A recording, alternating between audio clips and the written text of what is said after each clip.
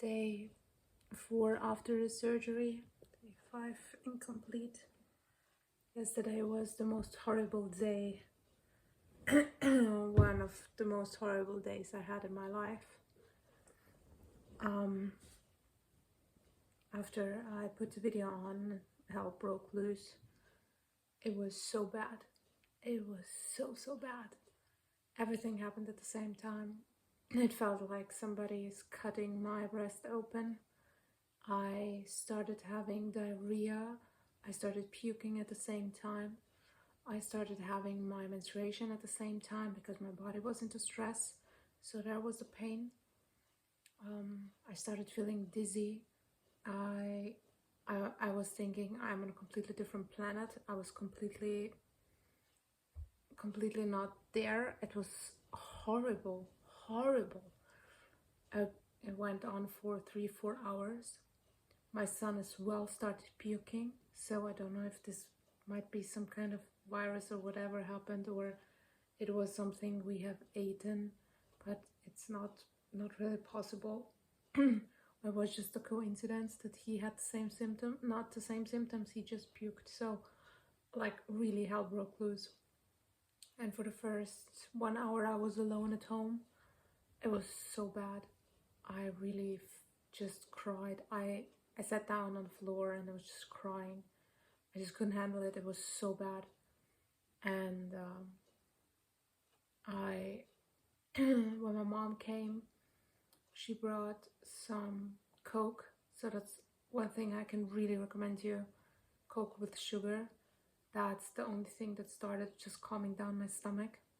And Coca-Cola, this black things, just have it in home, because the 3rd day after surgery, it's what everybody said, it's the same thing happened to every woman that I saw now in hundreds of videos.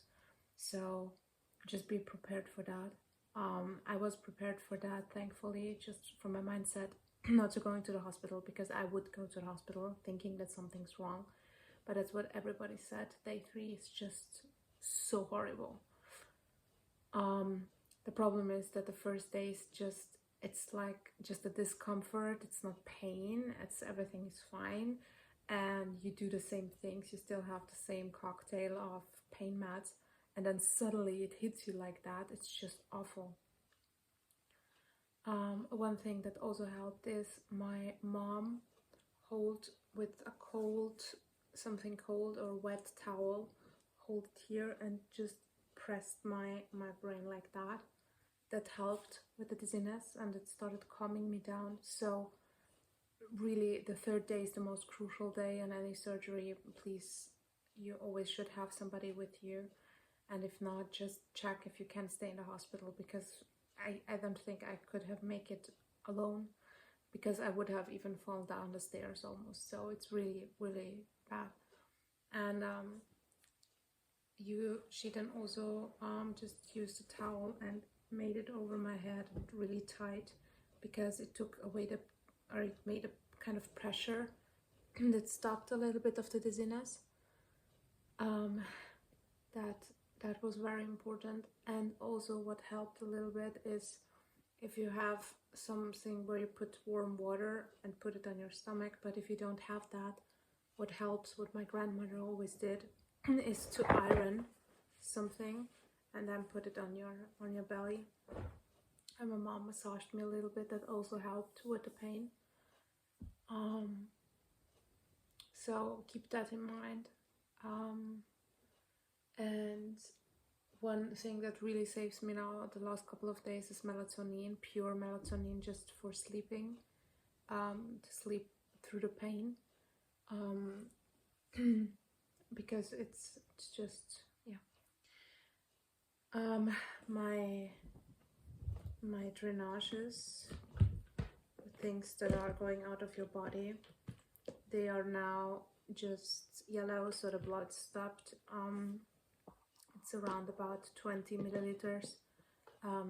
So the assistant of my doctor called me today we were talking, and I told her, and she said I was taking also the antibiotics wrong. I should take in 4 pills. I took 2 every day, so that was a little bit problematic.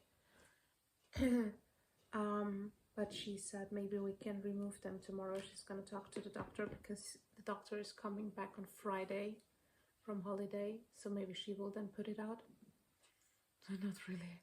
I'm scared of that it will hurt because it hurts a lot. But the longer they're in, the better for not having to have puncture if liquid still is in your breast. But also the longer they're in, it can cause infections. So there is, I feel today a little bit better, but I'm still very dizzy. I'm just happy when this all is over. Believe me, and I hope that, that some people can see these kind of videos and decide not to put anything in their bodies. It was 16 years ago. I was young and dumb, but still. Right now, I don't want to prejudge, because a lot of my symptoms that were MS symptoms from my MS since 2019 are better, which I had now since 2019. So it can still be from the medication that this has an effect. So I think after 3 months, basically after you stop using medication, then you really can tell what is better and what is not better. But a lot of things started even with the outcome I'm having right now, also with my back pain being completely different.